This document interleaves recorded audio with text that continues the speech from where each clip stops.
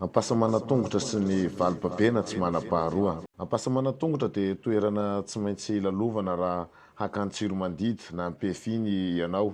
Manamorona ny lalam-pirenena voalohany no misy azy ary 7 kilometra eo mialana Antananarivo renivohitra. Raha araka ny fitantaran'ny Andriamatoa Andriamirindra Samy izay sady taranak'ireo 4 mianadahy nanangana ity ampasamana-tongotra ity no sady sefi-poko tany dia tahaka izao ny tantara. Fahagola ela be tany dia nisy olona mirahalahy iray tapo. Rehefa samy lehibe izy mirahalahy ireo dia samy nanambady. Noho ny vitana tsy mitovy anefa, eo ihany koa noho ny anjara tsy sahala dia tonga mpanefoia fatratra ilay zokiny. Fa ilay zandriny kosa dia nanjary farahidiny indrindra teo amin'ny tany amamoniny. Kanefa na dia manan-karena na ny tanin'ny ora Ringaimatoa dia indrisy fa tsy mba manan-janaka ho andimby. Satria karazany irony vehivavy momba irony no tojo azy. Fa afara kosa dia maro anaka izay tsy izy satria dia 14 mianadahy zao ireo naterany.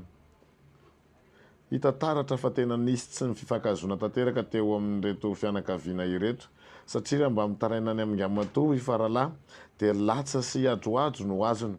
Mangidy tamin'ny tiany angarany vitana ny fihainoana sy ny aina izany ary tsapan'ireto ankizy teo amin'ny ankohonany. Indray andro ary dia niresaka tamin'izy mivady reto zana naterany. Indray andro ary dia niresaka tamin'izy mivady reto zaza naterany.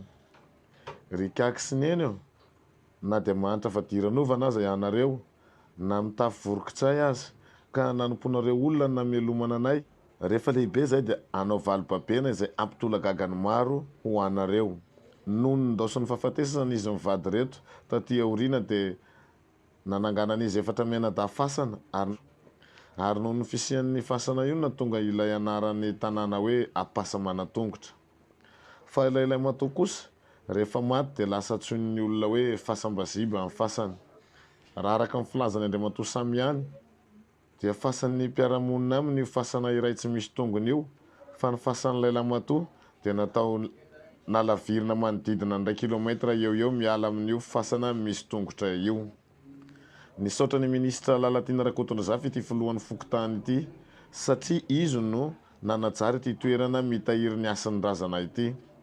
Tsy angano tsy arira izany fa tena zava-nisy ary ny ainan'ireo razambenay ho ihany ny fitantarany Andriamatoa Samy.